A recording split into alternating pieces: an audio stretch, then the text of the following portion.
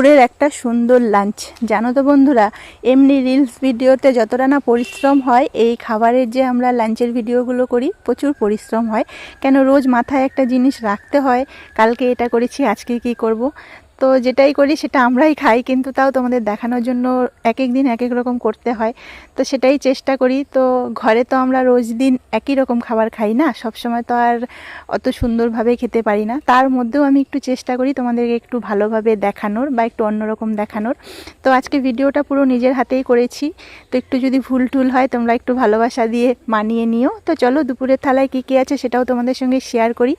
একদম গরম ভাত বাটিতে করে নিয়েছি গোল করে, আর ছিল লেবু, পেঁয়াজ, উচ্ছে, আলু, পটল একসঙ্গে ভাজা, পাতলা করে মুসুরির ডাল, আর বাঁধাকপি মাছের মাথা দিয়ে ঘন্ট ছিল, আর ডিমের একদম সয়াবিন আলু ডিম দিয়ে কষা কষা ছিল। ভিডিওটা কি ঠিকঠাক করতে পেরেছি?